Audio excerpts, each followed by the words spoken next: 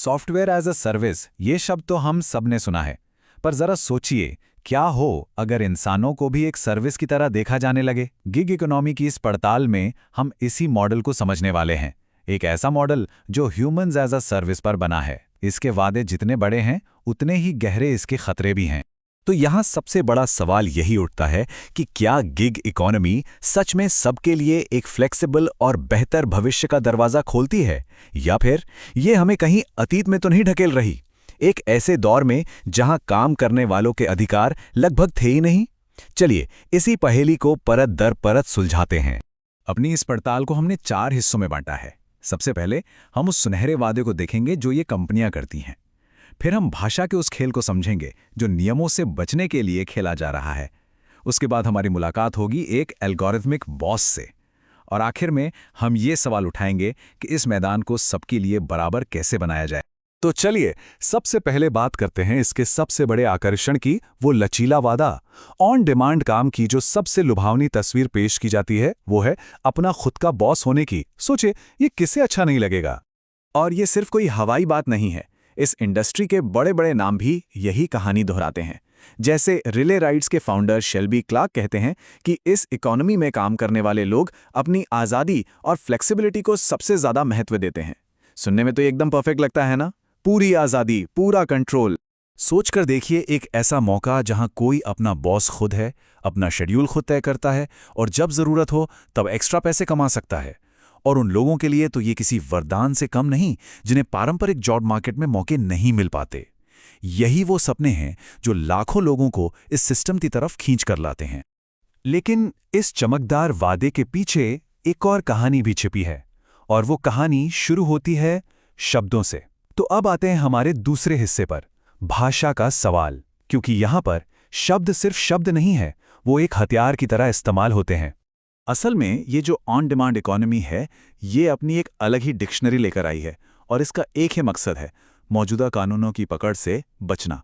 ये सिर्फ मार्केटिंग का कोई नया तरीका नहीं है, बल्कि ये काम को एक नया नाम देकर कानूनी जिम्मेदारियों से बचने की एक बहुत सोची समझी रणनीति है। ये स्लाइड देखिए, कमाल का उदाहरण है।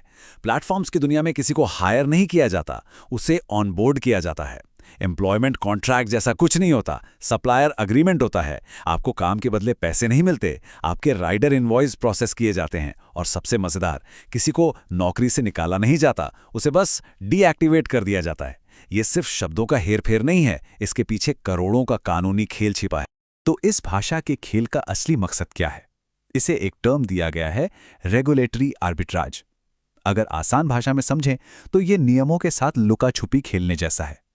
बिजनेस को इस तरह से डिजाइन किया जाता है कि कानून के दांव पेच उस पर लागू ही ना हो, और इसका नतीजा प्लेटफॉर्म्स न्यूनतम वेतन, बीमा और टैक्स जैसी कई बड़ी जिम्मेदारियों से साफ बच निकलते हैं। अब हम आते हैं इस कहानी के सबसे दिलचस्प किरदार पर, एल्गोरिथमिक बॉस। सवाल यह है कि अगर कोई मैनेजर नहीं है तो फिर इन लाखों वर्कर्स को कंट्रोल कौन कर रहा है?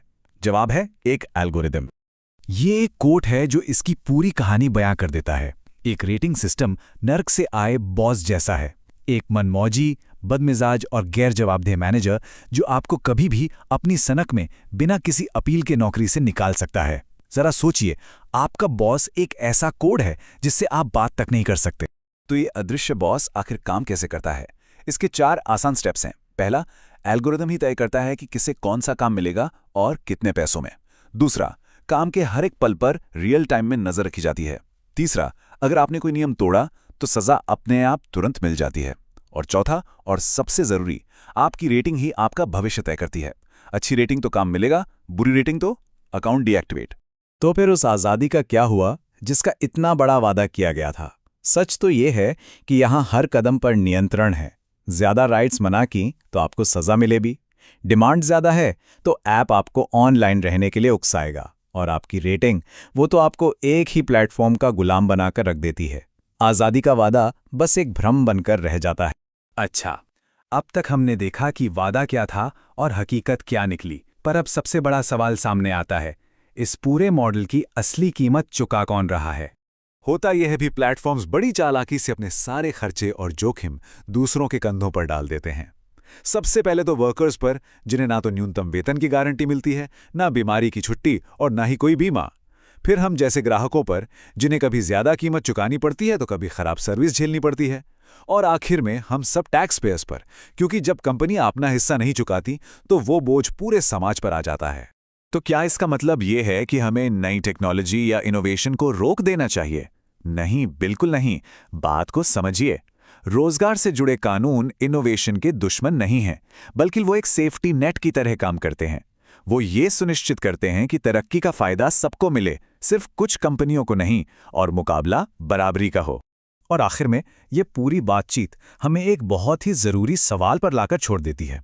जब टेक्नोलॉजी काम करने के तरीकों को इतनी तेजी से बदल रही है, तो काम करने वालों की सुरक्षा की जिम्मेदारी आखिर है किसकी? ये एक ऐसा सवाल है जिसका जवाब भविष्य में समाज को, सरकारों को और हम सबको मिलकर खोजना होगा।